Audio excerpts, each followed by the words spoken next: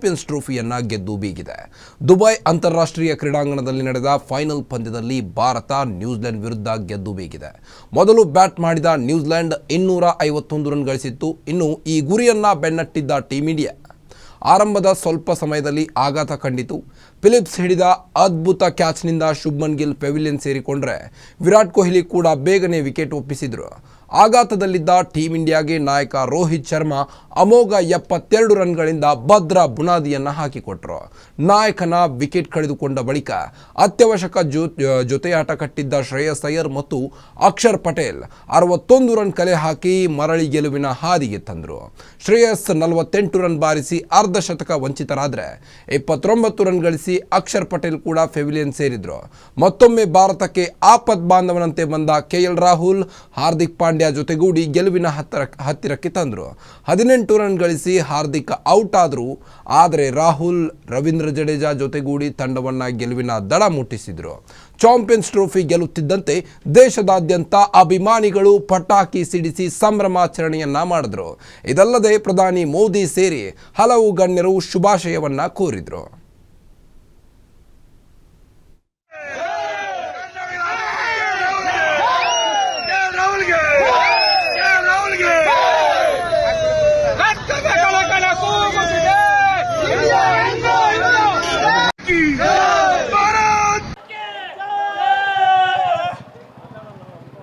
बोलो भारत माता के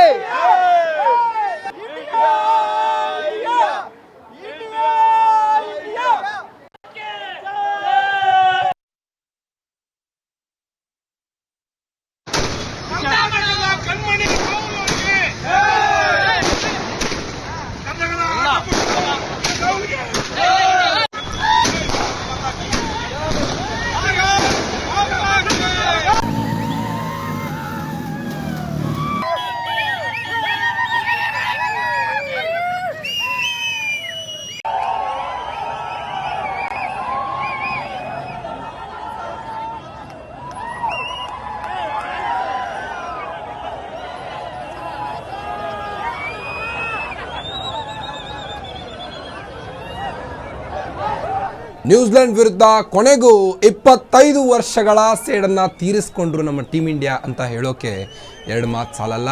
ನಮ್ಮ ಕನ್ನಡಿಗ ಕೆಎಲ್ ರಾಹುಲ್ ಅವರ ಆಟ ಅಂತೂ ಅದ್ಭುತ ಅಮೋಘವಾಗಿತ್ತು. 50 ಹೊಡೆಯೋಕ್ಕಂತೂ ಆಗಲಿಲ್ಲ, ಬಟ್ 44 ಸಮಥಿಂಗ್ ಏನೋ ಬಾರಿಸಿ ಕೆಎಲ್ ರಾಹುಲ್ ಗೆಲುವಿನ ದಡವನ್ನು ಮುಟ್ಟಿಸಿದ್ರು ನಮ್ಮ ಟೀಮ್ ಇಂಡಿಯಾವನ್ನು. ಇನ್ನು ಮೊದಲು ಬ್ಯಾಟ್ ಮಾಡಿದ ನ್ಯೂಜಿಲೆಂಡ್ ಕೇವಲ 251 ರನ್ಗಳ ಟಾರ್ಗೆಟನ್ನು ನೀಡಿತ್ತು. ಈ ಒಂದು ಟಾರ್ಗೆಟನ್ನು ಚೇಸ್ ಮಾಡಿದಂಥ ನಮ್ಮ ಭಾರತ ತಂಡ ಸ್ಟಾರ್ಟಿಂಗ್ ಪವರ್ ಪ್ಲೇಯಲ್ಲೇ ಒಳ್ಳೆ ಸೆಟ್ ಮಾಡಿಕೊಟ್ಟು ಹೋಗ್ಬಿಟ್ರು. ಶುಭ್ಮನ್ ಗಿಲ್ ಆಗಿರಬಹುದು, ರೋಹಿತ್ ಶರ್ಮಾ ಆಗಿರ್ಬೋದು, ಅವರ ಒಂದು ಅಮೋಘ ಪ್ರದರ್ಶನ ಏನಿತ್ತು, ಪಾರ್ಟ್ನರ್ಶಿಪ್ ಚೆನ್ನಾಗಿ ಆಟ ಆಡಿದರು. ಗೆಲುವಿನ ದಡಕ್ಕೆ ಒಂದು ಫಿಕ್ಸ್ ಅಂತಾನೆ ಒನ್ ಸೈಡ್ ಮ್ಯಾಚ್ ಆಗಿಬಿಟ್ಟಿತ್ತು ನಿನ್ನೆ. ಆ್ಯಕ್ಚುಲಿ ಹೇಳಬೇಕಾದ್ರೆ 3ನೇ ಬಾರಿಗೆ ಚಾಂಪಿಯನ್ ಟ್ರೋಫಿಯನ್ನ ಗೆದ್ದಿರುವಂತಹ ಏಕೈಕ ತಂಡ ನಮ್ಮ ಭಾರತ ಆಗಿದೆ.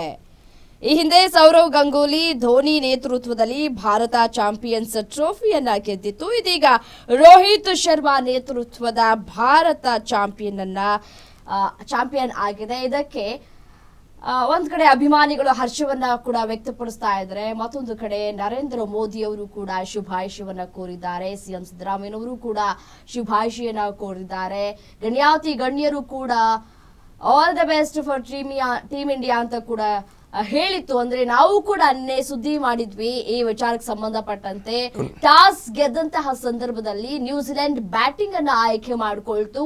ಆಗ ಪ್ರತಿ ಬಾರಿ ಈ ಒಂದು ಮ್ಯಾಚ್ ಅಲ್ಲಿ ಏನಿದೆ, ಪ್ರತಿ ಬಾರಿ ನಡೆದಂತಹ ಮ್ಯಾಚ್ ಎಲ್ಲಾ ಮ್ಯಾಚ್ಗಳಲ್ಲೂ ಕೂಡ ಒಂದ್ ಕಡೆ ಟಾಸ್ ಅನ್ನ ಸೋತಿತ್ತು ನಮ್ಮ ಭಾರತ. ಬಟ್ ಆದ್ರೆ ಎಲ್ಲಾ ಮ್ಯಾಚ್ಗಳನ್ನ ಜಯವಾಗಿಸಿದ್ದು ನಮ್ಮ ಭಾರತ, ಜಯವನ್ನ ಕಂಡಿದ್ದು ನಮ್ಮ ಭಾರತ. ಒಂದು ಕಡೆ ಲೀಗ್ ಹಂತದಲ್ಲೂ ಕೂಡ ಒಂದು ಸೋಲು ಅನುಭವಿಸಲಿಲ್ಲ.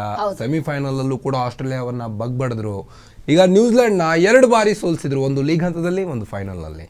ನಿನ್ನೆ ನಮ್ಮ ಬೌಲರ್ಸ್ ಅಂತೂ ಏನು ಹಾಕಿದ್ರು. ವರುಣ್ ಚಕ್ರವರ್ತಿ ಬೌಲಿಂಗ್ ಅಂದ್ರೆ ಅದು ನಿನ್ನೆ ಕಮಾಲ್ ಮಾಡಿದ್ರಂತಾನೆ ಹೇಳ್ಬೋದು ದುಬೈಯಲ್ಲಿ ನಮ್ಮ ಟೀಮ್ ಇಂಡಿಯಾ. ಇನ್ನು ಭಾರತವೇ ಚಾಂಪಿಯನ್ಸ್ ಟ್ರೋಫಿಯ ಕಿಂಗ್ ಅಂತಾನೆ ಹೇಳ್ಬೋದು. ನ್ಯೂಜಿಲೆಂಡ್ ವಿರುದ್ಧ ಗೆದ್ದು ಬೀಗಿದ ರೋಹಿತ್ ಟೀಮ್